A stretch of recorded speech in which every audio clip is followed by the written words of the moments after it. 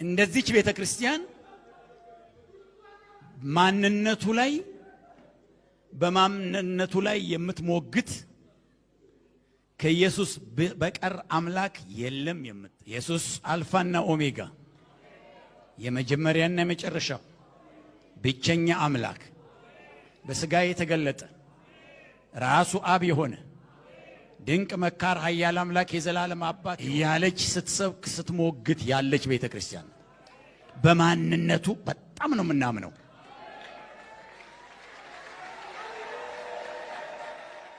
እግዚአብሔር ሁለት ነው ወይም ሶስት ነው ሲባል እንላለን አይደለም ብለን መጽሐፉን ይው እንዲህ ነው የምንገልጠው።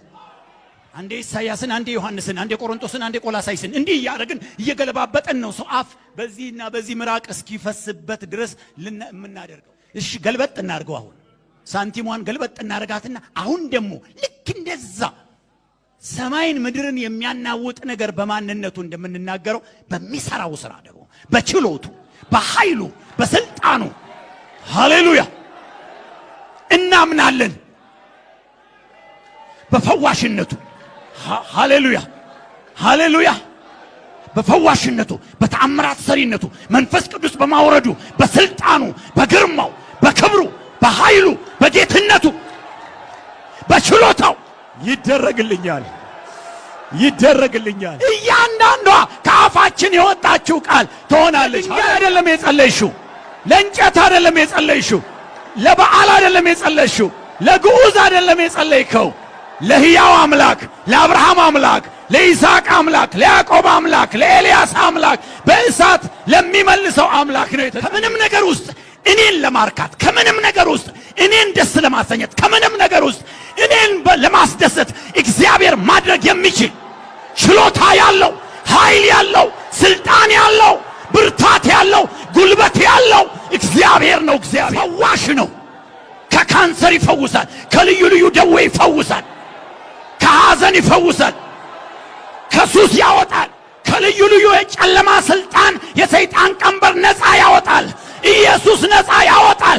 ይችላል። ኃይል አለው፣ ጉልበት አለው፣ ብርታት አለው። ሃሌሉያ። በቤታችን ያለውን ቀንበር ይሰብራል። በልጆቻችን ላይ ያለው ቀንበር ይሰብራል። በወጣቶች ላይ ያለውን ቀንበር ይሰብራል። በአባቶች ላይ ያለውን ቀንበር ይሰብራል። የኑሮ ቀንበር ይሰብራል። የኃጢአት ቀንበር ይሰብራል። የደዌ ቀንበር ይሰብራል። እግዚአብሔር የተለያየ ቀንበር ዛሬ ይሰበራል። የተለያየ አይነት ደዌ ዛሬ ይወገዳል። የተለያየ አይነት ስብራት ዛሬ ይጠገናል።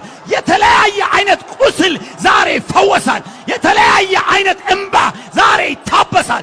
የተለያየ አመድ ዛሬ ይቀየራል። ሃሌሉያ። እናቶች ተፈቱ፣ አባቶች ተፈቱ፣ ወጣቶች ተፈቱ።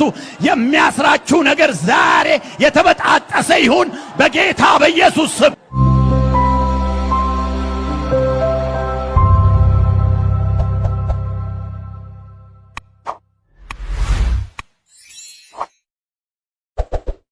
ጌታ ኢየሱስ ይባረክ። እስቲ የማርቆስ ወንጌል ላይ ወንጌል ምዕራፍ 11 ቁጥር 12 እስከ 14 መጀመሪያ ያነባለው። ከዚያም በኋላ ቁጥር 20 ጀምሮ ደግሞ ዘለን እናነባለን። በማግስቱም ከቢታንያ ሲወጡ ተራበ። ቅጠልም ያላት በለስ ከሩቅ አይቶ ምናልባት አንዳች ይገኝባት እንደሆነ ብሎ መጣ። ነገር ግን የበለስ ወራት አልነበረምና መጥቶ ከቅጠል በቀር ምንም አላገኘባትም። መልሶም ካሁን ጀምሮ ለዘላለም ማንም ካንቺ ፍሬ አይብላ አላት። ደቀ መዛሙርቱም ሰሙ። ቁጥር 20 ማለዳም ሲያልፉ በለሲቱን ከስሯ ደርቃ አዩአት። ጴጥሮስም ትዝ ብሎት መምህር ሆይ እነሆ የረገምካት በለስ ደርቃለች አለው። ኢየሱስም መልሶ እንዲህ አላቸው፣ በእግዚአብሔር እመኑ፣ በእግዚአብሔር እመኑ። እውነት እላችኋለሁ ማንም ያለው ነገር እንዲደረግለት ቢያምን በልቡ ሳይጠራጠር ይህን ተራራ ተነቅለ ወደ ባህር ተወርወር ቢል ይሆንለታል። ስለዚህ እላችኋለሁ የጸለያችሁትን የለመናችሁትንም ሁሉ እንዳገኛችሁት እመኑ ይሆንላችሁማል። ይሄ በጣም በጣም በጣም ድንቅ ቃል ነው።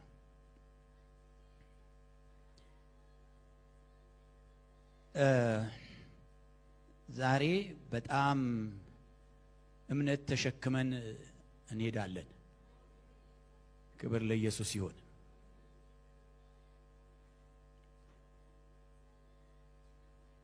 ዛሬ እግዚአብሔርን ከመቼውም ከማንም ትውልድ በላይ እግዚአብሔርን እኛ እንድናምነው ይጠበቃል።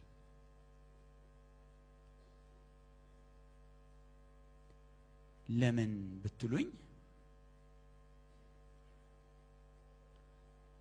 እኛ በዚህ ህይወት ከእግዚአብሔር ጋር ባለ ህይወት የመጨረሻዎቹ ትውልዶች ነን። የመጨረሻዎቹ ትውልዶች ነን። ብዙ ዘመናት አልፈዋል። ከእግዚአብሔር ጋር የተጓዙ ብዙ ሰዎች አልፈዋል ከኛ ቀድሞ።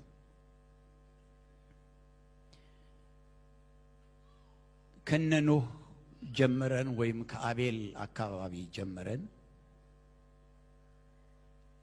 እግዚአብሔር በጽድቅ የመዘገባቸውን ሰዎች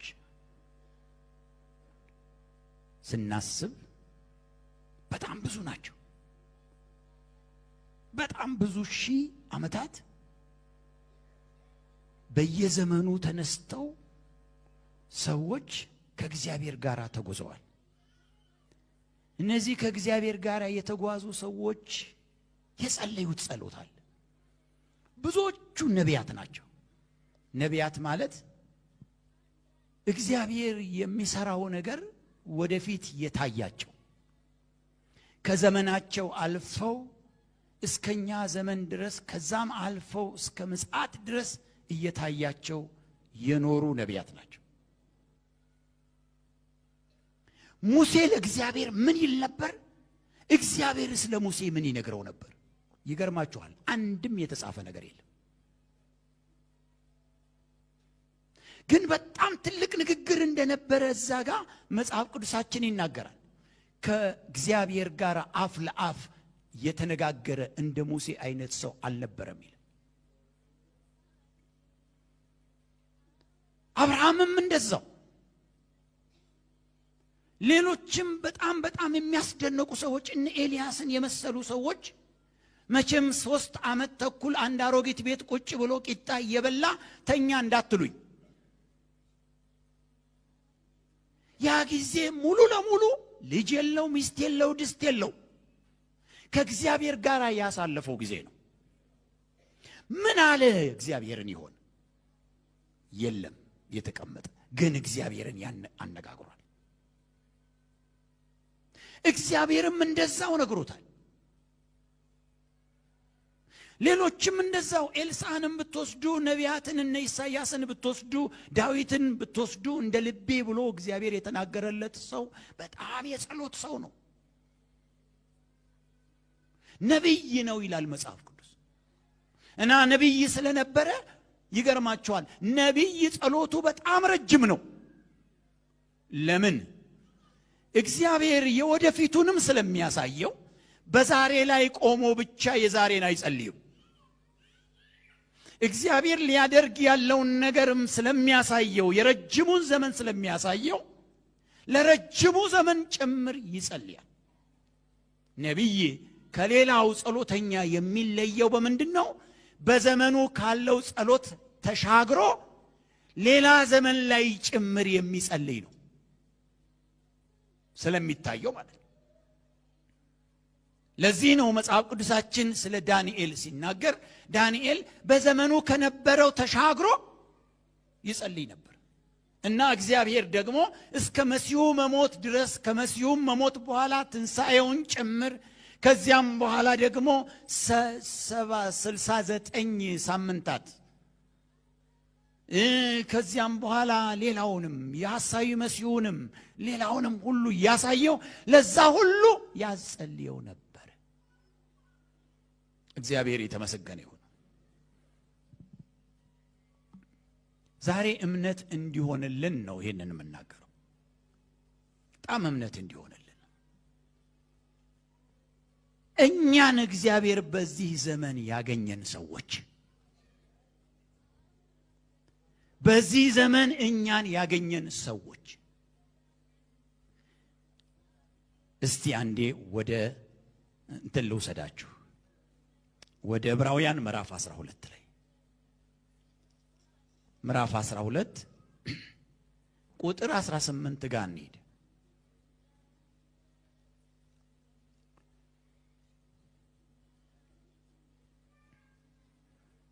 ዕብራውያን ምዕራፍ 12 ቁጥር 18 ሊዳሰስ ወደሚችል ወደሚቃጠልም እሳት ወደ ጭጋግም ወደ ጨለማም ወደ አውሎ ንፋስም ወደ መለከት ድምፅ ወደ ቃሎችም ነገር አልደረሳቸውምና ያንንም ነገር የሰሙት ሌላ ቃል እንዳይጨመርባቸው ለመኑ።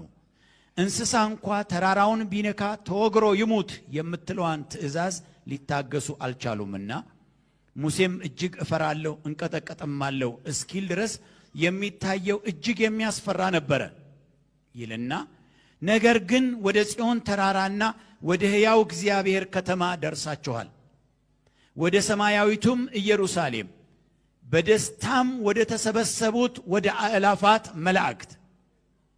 እንደው ይታያችሁ እሺ። ነገር ግን ወደ ጽዮን ተራራና ወደ ሕያው እግዚአብሔር ከተማ ደርሳችኋል፣ ወደ ሰማያዊቱም ኢየሩሳሌም በደስታም ወደ ተሰበሰቡት ወደ አእላፋት መላእክት በሰማያትም ወደ ተጻፉ ወደ በኩራት ማህበር። አሁን ቅድም የጠቀስኳቸው ጋር ወደ በኩራት ማህበር የሁሉም ዳኛ ወደሚሆን ወደ እግዚአብሔር ፍጹማን ወደ ሆኑ ወደ ጻድቃን መንፈሶች የአዲስ ኪዳን መካከለኛ ወደሚሆን ወደ ኢየሱስ ከአቤል ደም ይልቅ የሚሻለውን ወደሚናገር ወደ መርጨት ደም ደርሳችኋል።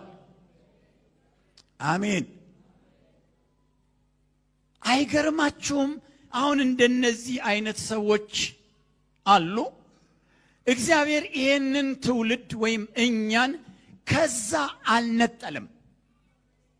ነጥሎ አይደለም የሚያዩ። ይህንን ትውልድ እማጋ ነው የሰካው? ከዚህ ከበኩራት ማህበር ጋር ማለት ያንን የመሰለ ጸሎት ከጸለዩ፣ ያንን አይነት እምነት ካመኑ፣ ያንን አይነት ነገር እየታያቸው በእግዚአብሔር ፊት ከማለዱ ጋራ እኛን አያያዘን። ሃሌሉያ! እኛን አያያዘን፣ እኛን አያያዘን። ተመስገን ጌታ ኢየሱስ። ዛሬ እኛ በጣም ትንሽ ጸሎት ብንጸልይ እንኳን ማለት እንኳን የኛ ትንሽ ጸሎት ትንሽ አይደለም። ለምን? ከነዛ ጸሎት ጋራ የተያያዘ ስለሆነ። እንደውም አንድ ነገር ልንገራችሁ። አብርሃም ከጸለየው ጸሎት ምናልባት ከመቶ አንዷን አግኝቶ ሄዷል። ኤልያስ ከጸለየው ጸሎቶች ከመቶ አንዱን አግኝቶ ነው ሄደው። 99ኙ እንዳለ ነው። አብርሃምም ሳይመለሰለት እንደዛው፣ ሌላውም ነቢይ ሳይመለስለት የተመለሰችለት የተወሰነች ናት። ያልተመለሱ ጸሎቶች በሙሉ ያንን የዘመናት ያልተመለሱ ጸሎቶች ሁሉ ዛሬ ያለው ትውልድ እንደ ክብሪት ነካ ሲያደርጋቸው ያንተ ጸሎት ብቻ ሳይሆን የሚመለሰው የነዛ ሁሉ ያልተመለሱ ጸሎቶች ናቸው የሚወርዱት። ሃሌሉያ! ስለዚህ እግዚአብሔር የዚህን ዘመን ጸሎት የፈለገው ያንን ቡኮ፣ ያንን የቦካ ሊጥ፣ ያንን ያ ዘመናት ሁሉ ሲጸለይ የነበረውን አንድ እርሾ ሆና እቺ ጸሎት ያንን ሃሌሉያ! አቤት አቤት! እኔ ምን አስባለሁ መሰላችሁ?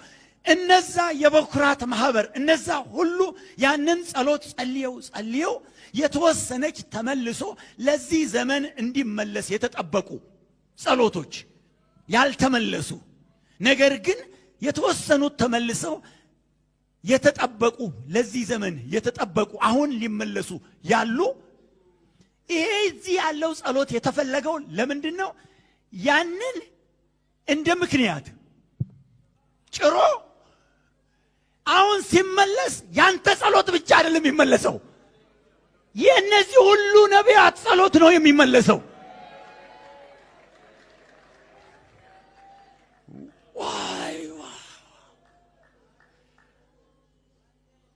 አንዳንድ ነገሮች በጣም ይገርሙኛል። ለምሳሌ ሐዋርያው ጳውሎስ ማነው ስሙን ጢሞቴዎስን የተለየ ማነቃቃት ሲያነቃቃው ታያላችሁ። የተለየ ከሌላው በጣም በተለየ ሁኔታ ሌሎች አገልጋዮች ሁሉ ነበሩ፣ ግን በጣም ያነቃቀዋል። በጣም በቃ ምለው እንደው እረፍት እስኪነሳው ድረስ አንድ ወጣትን በጣም ይገፋፈዋል። ለምን እንደሆነ ታውቃላችሁ? ጢሞቴዎስ እንዲህ የምልህ ምክንያት በአያትህ በእናትህ ያለ ነገር ነበርና አንተም ጋር ስላለ አንተ ያንን ብታንቀሳቅሰው ያናትህንም ታመጣለህ ያያትህንም ታመጣለህ፣ ያንተም አለ ሌላ ታሪክ ነው የሚፈጠረው ነው የሚለው ያለው። እግዚአብሔር ይመስገን። አብርሃም ያያል ላይ ሆኖ ዳዊት ያያል ላይ ሆኖ ተመለሰ ይላል። ጸሎቴ ተመለሰ ይላል። ለኔ ጸሎት መመለስ ምክንያት ሆኑ ይላል። መላእክት ለነዛን ጸሎቶች ሁሉ ያውቋቸዋል እና ለነዛ ጸሎቶች መመለሻ አሁን በመጨረሻው ዘመን የሚለኮስ ብዙ አይደለም፣ የነሱ ያህል አቅም አያስፈልግም። በቃ ማቀጣጠያ ነው የሚፈልገው ያለው እና ሲያቀጣጥለው እግዚአብሔር የሚሰራው ነገር ትልቅ ነገር ነው። በእውነት እግዚአብሔርን አመሰግናለሁ። ይለያል። የእናንተ ጸሎት እንግዲያውስ ከሌላው ሁሉ ይለያል። እግዚአብሔር የተመሰገነ ይሁን። ኢየሱስ ይመስገን። ይሄም በጣም ዛሬ ማለዳ ጀምሮ በቃ ሲሰማኝ ነበር። እግዚአብሔር ይመስገን። አንድ የሆነ ብዙ ነገሮችን ብዙ ጸሎቶችን የብዙ ነቢያቶችን እንባ የሚያስመልስ ማን ያውቃል? ጌታ ኢየሱስ ይመስገን።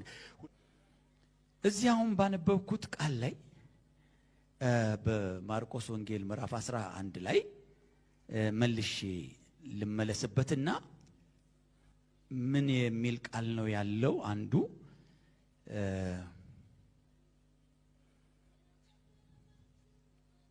እውነት እላችኋለሁ ማንም ያለው ነገር እንዲደረግለት ቢያምን በልቡ ሳይጠራጠር ይህን ተራራ ተነቅለ ወደ ባህር ተወርወር ቢል ይሆንለታል የሚላል። ስለዚህ እላችኋለሁ የጸለያችሁትን የለመናችሁትን ሁሉ እንዳገኛችሁት እመኑ ይሆንላችሁማል። እስቲ የለመንኩት ልመና ይደረግልኛል።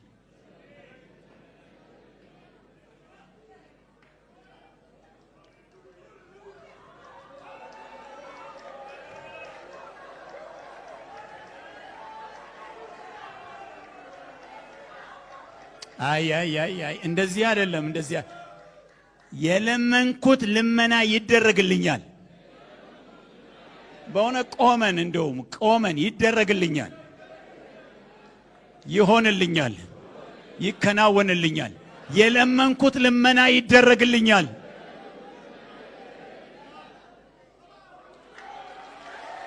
ሃሌሉያ።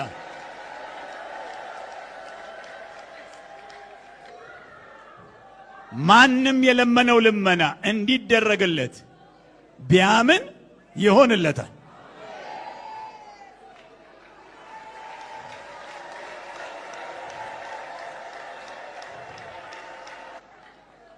ልብ አድርጉ። አንድ ሳምንት አይደለም 1 ዓመት ሙሉ ብንጸልይ ግን ይደረግልኛልን ካልጨመርን ከንቱ ነው። የ1 ዓመት ጸሎት ከንቱ ነው። የ40 ቀን ጸሎት ከንቱ ነው። ምን ካልተጨመረበት ይደረግልኛል ካልተባለ በቃ የለመንኩት ልመና ሆኗል ካልተባለ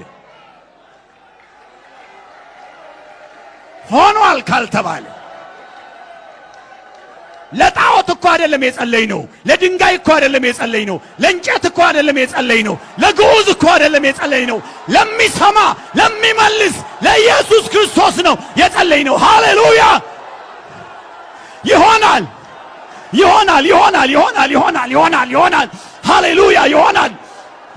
ሃሌሉያ! ይሆናል።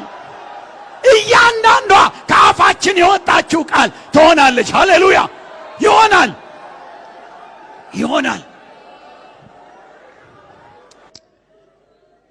ተመስገን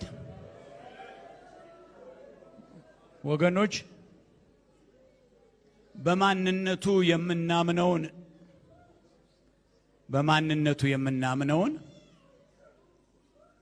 በማንነቱ የምንሰብከውን ኢየሱስን፣ በማንነቱ የምንመሰክረውን ኢየሱስን በችሎታው በሚሰራው እናምነዋለን። ስሙኝ፣ እንደዚች ቤተክርስቲያን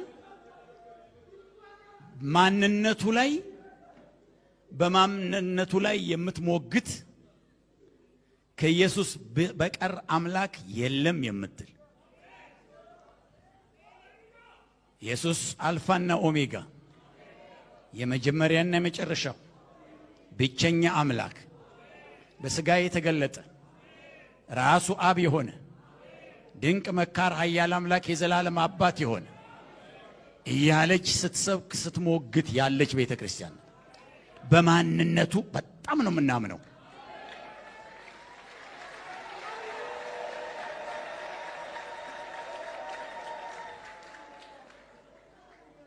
እግዚአብሔር 2 ነው ወይም 3 ነው ሲባል እንላለን። አይደለም ብለን መጽሐፉን ይው እንዲህ ነው የምንገልጠው። አንዴ ኢሳያስን፣ አንዴ ዮሐንስን፣ አንዴ ቆሮንቶስን፣ አንዴ ቆላሳይስን እንዲህ እያደረግን እየገለባበጠን ነው ሰው አፍ በዚህና በዚህ ምራቅ እስኪፈስበት ድረስ የምናደርገው። እሺ ገልበጥ እናድርገው። አሁን ሳንቲሟን ገልበጥ እናደርጋትና አሁን ደግሞ ልክ እንደዛ ሰማይን ምድርን የሚያናውጥ ነገር በማንነቱ እንደምንናገረው በሚሰራው ስራ ደግሞ በችሎቱ በኃይሉ በስልጣኑ ሃሌሉያ እናምናለን። በፈዋሽነቱ ሃሌሉያ በፈዋሽነቱ በተአምራት ሰሪነቱ መንፈስ ቅዱስ በማውረዱ በስልጣኑ በግርማው በክብሩ በኃይሉ በጌትነቱ በችሎታው ሃሌሉያ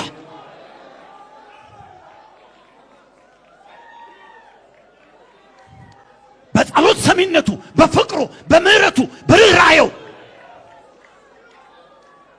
ሃሌሉያ አለትን ሰንጥቆ ውሃ የሚያወጣ አምላካችን ከምንም ነገር ውስጥ እኔን ለማርካት ከምንም ነገር ውስጥ እኔን ደስ ለማሰኘት ከምንም ነገር ውስጥ እኔን ለማስደሰት እግዚአብሔር ማድረግ የሚችል ችሎታ ያለው ኃይል ያለው ስልጣን ያለው ብርታት ያለው ጉልበት ያለው እግዚአብሔር ነው። እግዚአብሔር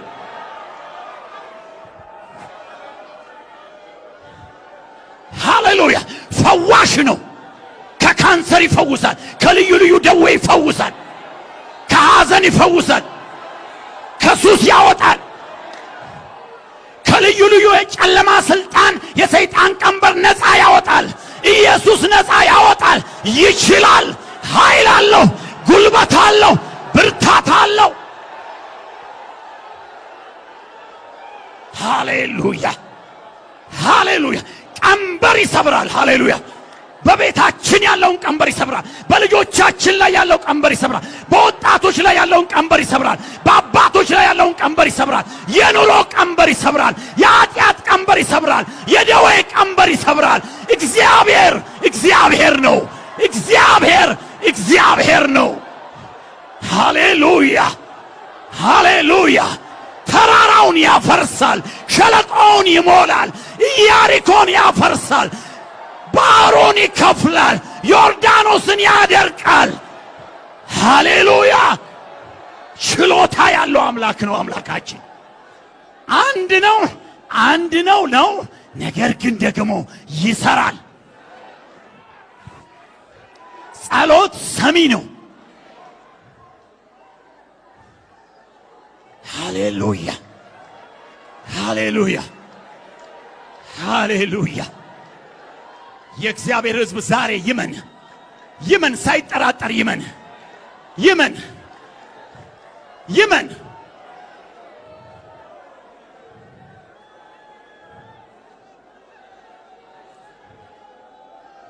ይመን ማለት እኮ በራሱ ይመን ማለት አይደለም። ይመን ማለት እኮ በራሱ ጡንቻ ይመን ማለት አይደለም። ይመን ማለት እኮ በሱ ጉልበት ይመን ማለት አይደለም። ይመን ማለት እሱ ደቃቃ ሆኖ እያለ ጉልበት ባለው በእግዚአብሔር ይመን፣ በኢየሱስ ይመን ማለት ነው። እሱ እንደሚያከናውን ይመን ማለት ነው። እናመስግነው እስቲ። ይመስገን ኢየሱስ፣ ይመስገን ኢየሱስ። ሃሌሉያ ሃሌሉያ ሃሌሉያ ሃሌሉያ።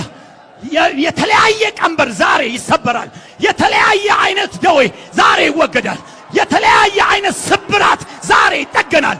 የተለያየ አይነት ቁስል ዛሬ ይፈወሳል። የተለያየ አይነት እንባ ዛሬ ይታበሳል። የተለያየ አመድ ዛሬ ይቀየራል። ሃሌሉያ ሃሌሉያ ሃሌሉያ ሃሌሉያ ሃሌሉያ ሃሌሉያ ሃሌሉያ። ተፈቱ መዘምራን ተፈቱ፣ በዚህም ያላችሁ ተፈቱ። ሃሌሉያ ተፈቱ። ሃሌሉያ እናቶች ተፈቱ፣ አባቶች ተፈቱ፣ ወጣቶች ተፈቱ። የሚያስራችሁ ነገር ዛሬ የተበጣጠሰ ይሁን በጌታ በኢየሱስ ስም፣ በጌታ በኢየሱስ ስም፣ በጌታ በኢየሱስ ስም።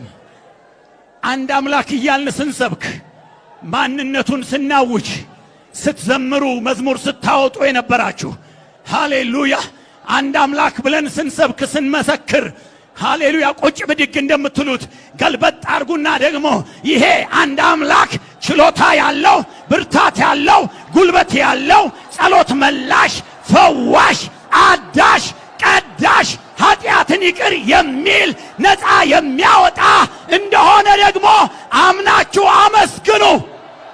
ሃሌሉያ። እዚህ ማህበር ላይ ጉባኤ ላይ ከተጸለየው ጸሎት ውጪ እያንዳንዳችሁ እዛች ጋር ተንበርክካችሁ፣ ከዚህም ውጪ እድል በተሰጣችሁ ቦታ በቤታችሁም በመኝታችሁም አጠገብ ኢየሱስ ዘንድሮን የሚቀጥለውን ዓመት ኢየሱሴ ብላችሁ ከስጋችሁ ጀምሮ እስከ ነፍሳችሁ፣ እስከ ቤተሰባችሁ፣ እስከ ስራችሁ የጸለያችሁ፣ እስከ ቤተ ክርስቲያን ከዛም እስከ አገር የጸለያችሁት ጸሎት አንዷ መሬት ጠብ አላለችም። ይሆናል በሉ።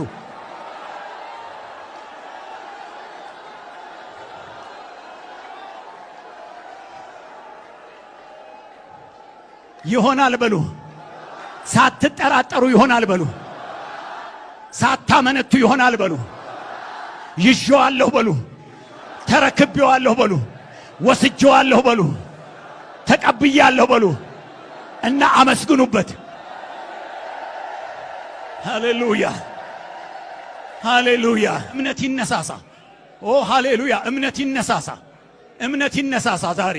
እምነት ይነሳሳ ዛሬ። ጸሎት ተነሳስቷል፣ ተነብቷል፣ እንባ ፈሷል። አሁን ደግሞ የእምነት ተራ ነው። አሁን ዛሬ የእምነት ተራ ነው። እምነት ደግሞ ይነሳሳ። እስቲ እምነት ይነሳሳ። እንባ ፈሷል፣ ጸሎት ቀርቧል፣ ልመና አቤቱታዎች ቀርበዋል። አሁን ደግሞ የእምነት ተራ ነው። እምነት ይነሳሳ። ሃሌሉያ። እዛች አሮጊት ቤት ቅድም እንዳልኩት ኤልያስ 3 ዓመት ተኩል ቁጭ ብሎ ቂጣ እየበላ ብቻ አይመስለኝም እኔ እግዚአብሔርን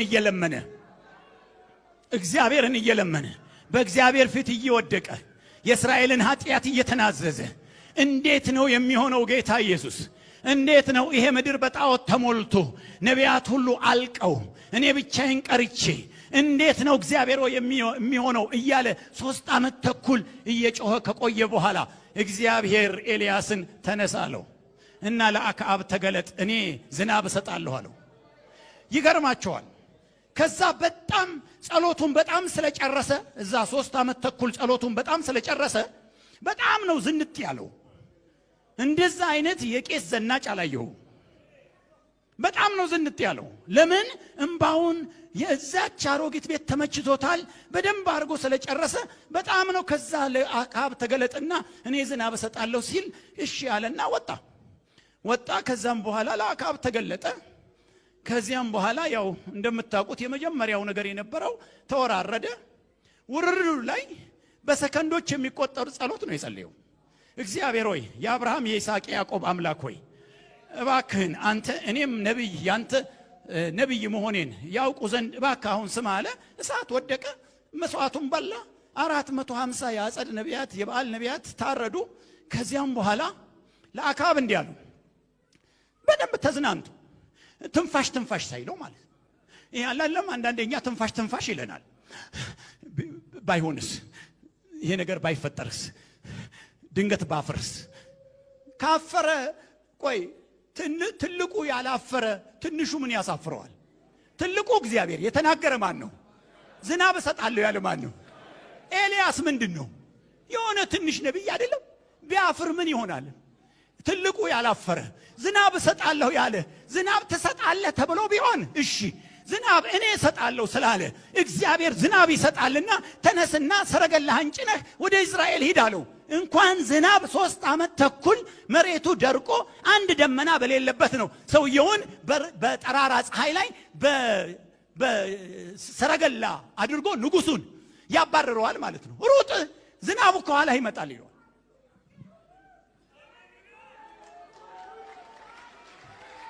እባካችሁ ዛሬ እንደው ምን ልበላችሁ፣ በቃ የኔ ጸሎት እንደሆነ ተመልሷል ብላችሁ የሆነ ፕሮግራም አውጡ። በቃ አሁን እንዲህ አደርጋለሁ፣ እንዲህ እሰራለሁ፣ እንዲህ አከናውናለሁ፣ እንዲህ እሆናለሁ፣ እንዲህ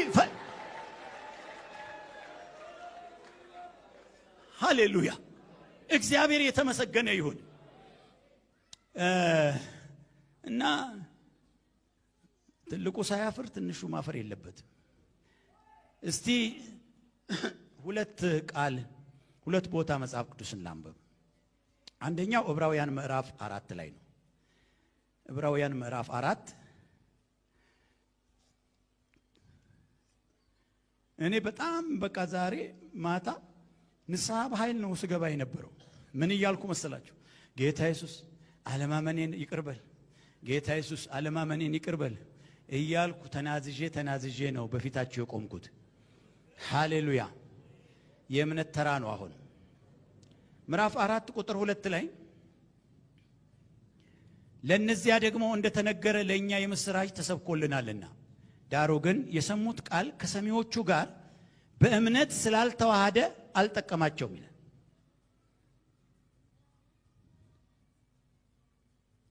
ለኛ የምስራች ተሰብኮ ለነዚያ ደግሞ እንደተነገረ ለኛ የምስራች ተሰብኮልናልና ዳሩ ግን የሰሙት ቃል ከሰሚዎቹ ጋር በእምነት ስላልተዋሃደ አልጠቀማቸው። ወንድሞች እህቶች፣ የምንሰማው ቃል የምንሰማው ብቻ ከሆነ አይጠቅመንም። የምንሰማው ቃል የምንሰማው ብቻ ከሆነ አይጠቅመንም።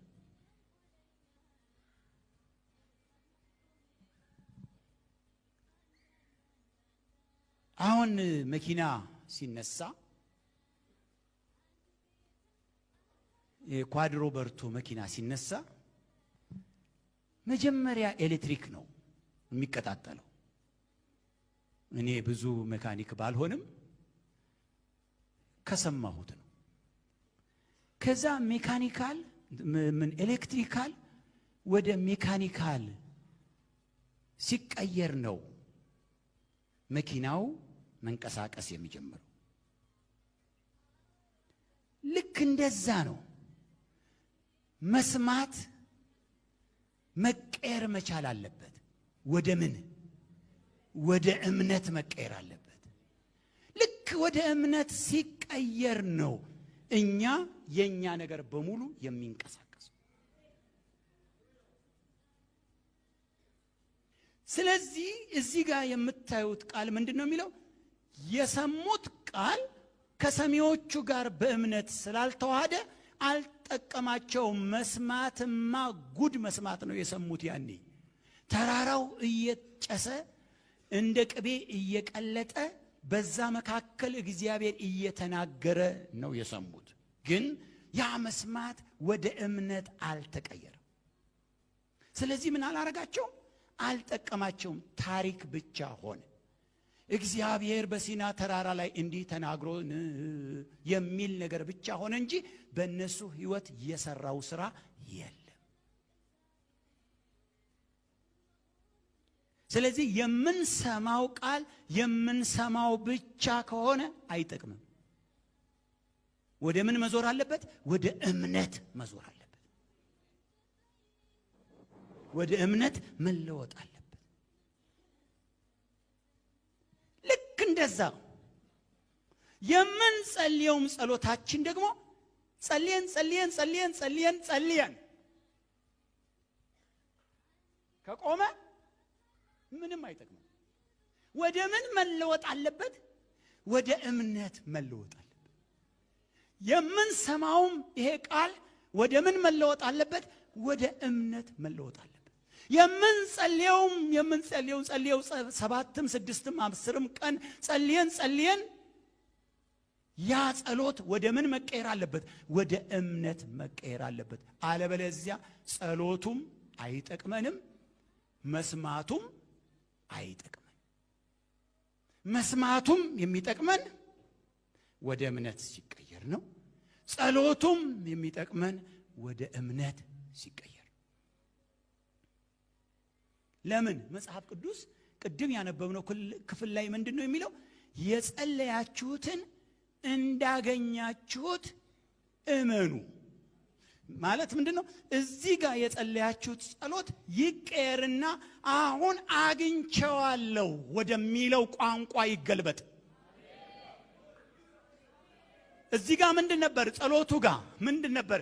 ጌታ ኢየሱስ ይሄን አድርግ፣ ጌታ ኢየሱስ ይሄን አከናውን፣ ጌታ ኢየሱስ ይሄን ዝም አትበል፣ ጌታ ኢየሱስ ይሄንን ፈጽም፣ ጌታ ኢየሱስ ይሄን አድርግልኝ፣ ጌታ ሆይ ይሄን ስበር ነው።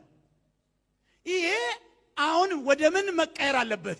ዞሮ አሁን በቃ ተሰብሯል፣ ሄዷል፣ ተቆርጧል፣ ተደርጓል ወደሚለው ሲቀየር ይሆናል። እዚህ ላይ እያለ የሚፈጸም ነገር ምንም የለም። አናርግ፣ ይህን ስራ፣ ይህን ፍጠር፣ ይህን አርግ የሚለው እዚሁ ከቀረ ምንም ልክ ቅድም እንዳልኳቸው አልተቀየረም። ልክ ኤሌክትሪካል ወደ ሜካኒካል እንዳልኳችሁ ሁሉ ይሄኛው ደግሞ አሁን ወዴት መቀየር አለበት? ወደ እምነት ሲቀየር ከዚያ ልክ እዛ ጋር ከጨረሰ በኋላ አድርጓል፣ ፈጽሟል፣ ፈውሷል፣ አከናውኗል፣ ባርኳል፣ ጠብቋል፣ ረድቷል፣ ተሸክሟል፣ ሃሌሉያ ሲባል በቃ አለቀ፣ ሆነ ማለት ነው። ስለዚህ አሁን እዚህ ጋር ነበርን። አሁን የት ጋር ነው ምን ሆነው? እዚህ ጋር ነው ምን ሆነው? እዚህ ጋር ከሆነ በኋላ ኤኒ ታይም በማንኛውም ሰዓት ላይ እጃችሁ ላይ ነው ያለው መልሳችሁ። ተመስገን። እግዚአብሔር የተመሰገነ ይሁን። እግዚአብሔር የተመሰገነ ይሁን። እንደው አንድ ነገር መናገር እፈልጋለሁ። ጌታ ኢየሱስ በጣም እምነትን ማበረታታት ይፈልጋል። በጣም መደገፍ ይፈልጋል። ለምን እንደሆነ አንድ ቃል ላንብብላችሁ። በዮሐንስ ወንጌል ላይ ልወሰዳችሁና ዮሐንስ ወንጌል ላይ ተመስገን ኢየሱስ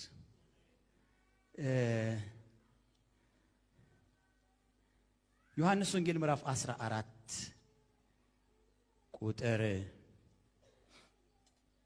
12 ላይ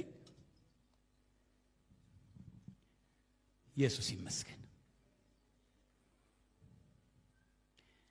እውነት እውነት እላችኋለሁ በእኔ የሚያምን እኔ የማደርገውን እርሱ ደግሞ ያደርጋል። በእኔ የሚያምን እኔ የማደርገውን ሥራ እርሱ ደግሞ ያደርጋል፣ ከዚህም የሚበልጥ ያደርጋል።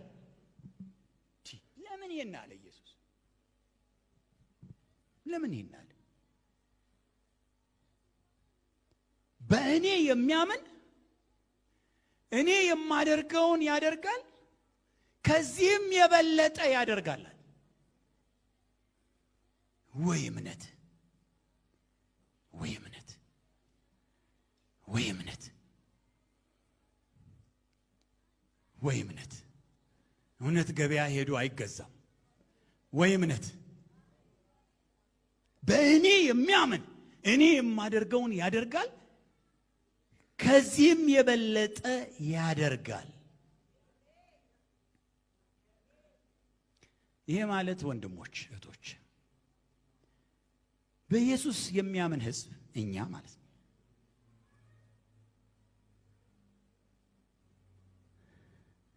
በኢየሱስ የሚያምን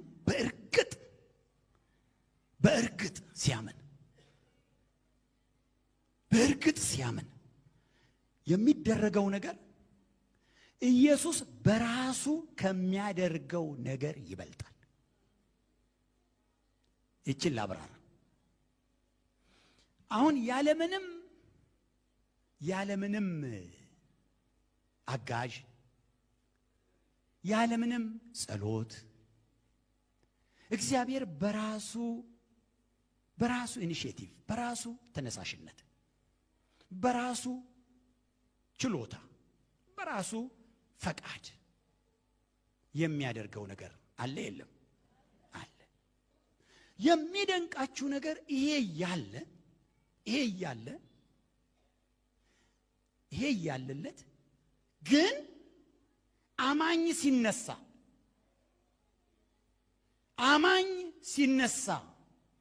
አምናለሁ የሚል ሰው ብድግ ሲል የሚሰራው ስራ እግዚአብሔር በራሱ ፈቃድና ችሎታ በራሱ ተነሳሽነት ከሚሰራው ስራ ይበልጣል።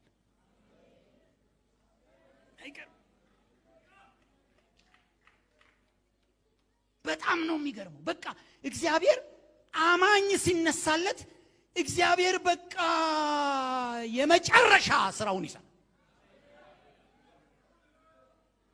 ለዚህ ነው እኔ በራሴ ተነሳሽነት ከማደርገው፣ እኔ በራሴ ፈቃድ ከማደርገው፣ እኔ በራሴ ጉልበትና ውሳኔ ከማደርገው በላይ እናንተ ስታምኑ የመጨረሻ ስራዬን እሰራለሁ ነው የሚለው።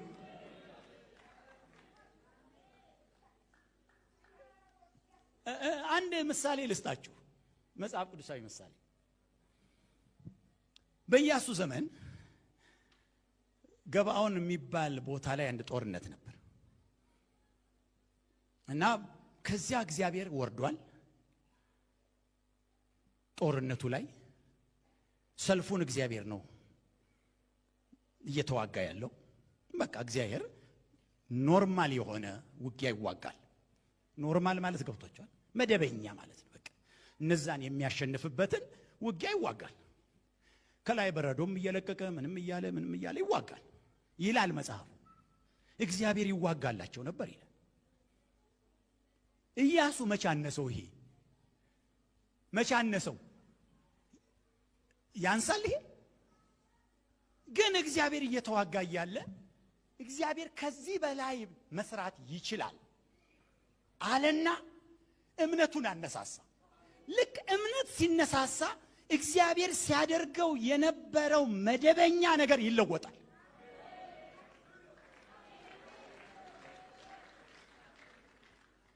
ይሄ መደበኛ ነገር በቃ አለቀ። መደበኛው ነገር እኮ ጦርነቱን በድል ይጨርሳል። ነገር ግን እምነት ሲነሳ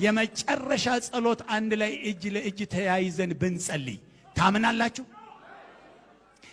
እንደው ጌታ ኢየሱስ ዘንድሮን እቺን ነገር ከላይ ላይ ያባራት ወይም ይደምስሳት ወይም ይስበራት ወይም እቺን ነገር እግዚአብሔር ብቻ ይስጠኝ የምትሉት ነገርን ያዙና ወንድማችሁን ስትይዙ ያዙና እቺን ጸሎት እንጸልያለን። ጸልያችሁ ግን በቃ እግዚአብሔር ወስዶታል፣ እግዚአብሔር አንከባሎታል፣ እግዚአብሔር ሰጥቶኛል፣ እግዚአብሔር አከናውኖልኛል።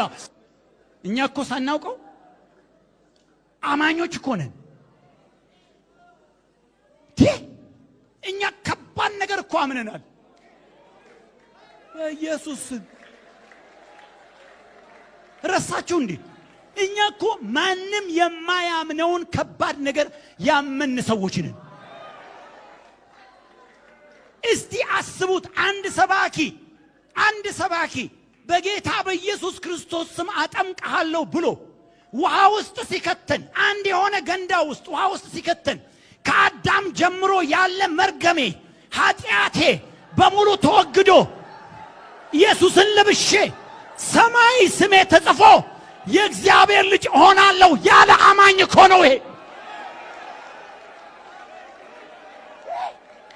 እርብለው ያለ አማኝ እኮ ነው ይሄ። መሰለኝ አይደለም ወይ? አይደለም ወይ?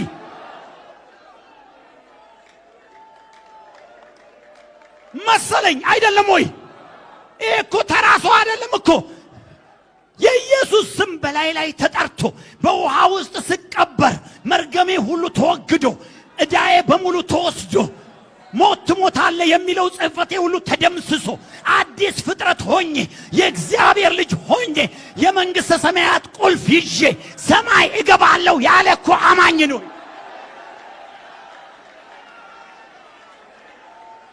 እንዲህ ብሎ ያመነ ሰው ኩላሊቱ ሳምባ ምናምን አይፈወስም እንዴት ማለት ይችላል? እንዴት ማለት ይችላል?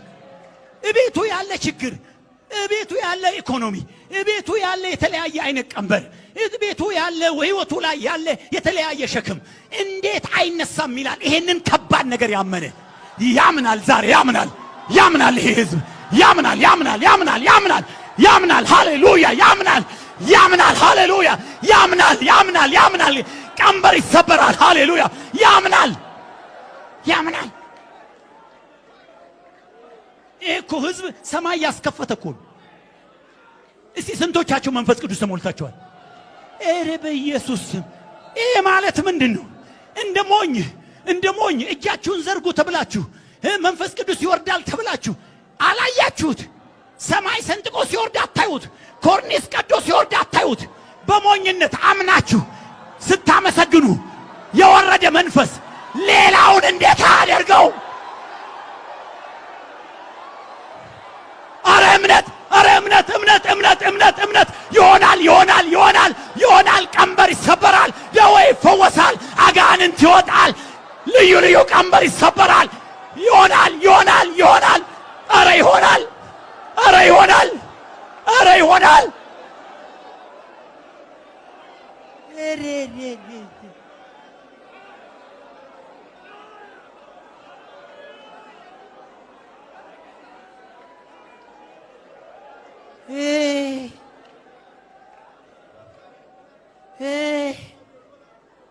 እኮ ትልቅ እምነት ያለው ህዝብ ነው።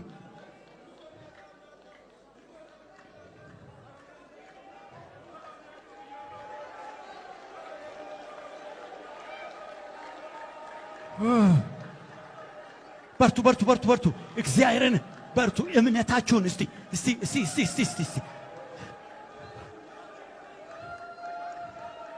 ቆይ የእግዚአብሔር ሰዎች በኢየሱስም ተጠምቃችሁ ከውሃ ስትወጡ ሰው ሁሉ እያቀፋችሁ ምንድን ነው ያላችሁ?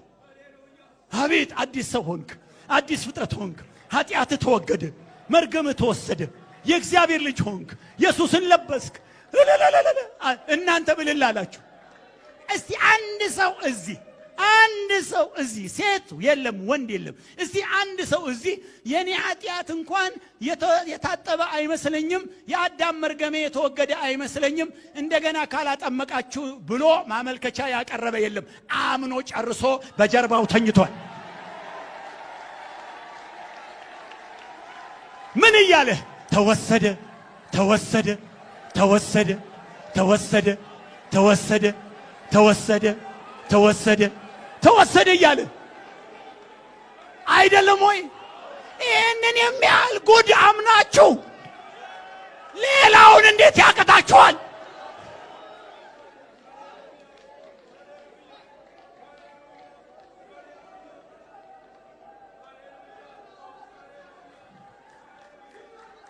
ወይ ወይ ወይ ወይ ወይ ወይ የትኛው ዓለምን የገዛ ሰው እንደሆነ አላቅም። ሂትለር ይሁን ወይም ሌላ አንድ ምን ታንክ ቢመጣ የማይፈራ ቢወረወር የማይፈራ ስንት ወታደር ቢሰለፍ የማይፈራ ምንም የማይፈራ ድመት ባጠገቡ ጋር ስታልፍ ግን ብሎ ፌንት ያደርግ ነበር ይባላል። እንደናንተ አይነት ማለት ነው። ይሄን ሁሉ ኃጢአት ምኑን መርገሙን በሙሉ አፈር የሚባል አልሳችሁ በእናታችሁ በድመት ፌንት ታረጋላችሁ። በኢየሱስ ስም በሉ፣ በኢየሱስ ስም ከዛሬ ጀምሮ አልፈራም። በኢየሱስ ስም ከዛሬ ጀምሮ አልፈራም። በኢየሱስ ስም ከዛሬ ጀምሮ ቀንበር የለህም። በኢየሱስ ስም በኢየሱስ ስም በኢየሱስ ስም በኢየሱስ ስም። ሰላም ለእናንተ ይሁን። 2000 ዓመት ዝለሉበት፣ ፈንጥዙበት፣ ተባረኩበት፣ ተደሰቱበት። እግዚአብሔር ከእናንተ ጋር ይሁን። ይዋጋላችሁ፣ ይመክትላችሁ። ተስፋ የምታረጉት አምላክ ከእናንተ ጋር ይሁን። ተባረኩ፣ ተባረኩ፣ ተባረኩ። ቤታችሁ፣ ኑሯችሁ፣ ትዳራችሁ፣ ልጆቻችሁ፣ ስራችሁ፣ ንግዳችሁ፣ ትምህርታችሁ፣ ሌላውም እንቅስቃሴያችሁ ሁሉ በጌታ በኢየሱስ የተባረከ ይሁን። መርገም የተወገደ ይሁን። ሐዘን የተወገደ ይሁን። እንባ የተወገደ ይሁን። አመድ የተወገደ ይሁን። እግዚአብሔር አክሊል ያልብሳችሁ፣ ምስጋና ያጎናጽፋችሁ፣ እየባረከ ይባርካችሁ። የበረከት ዓመት ይሁንላችሁ።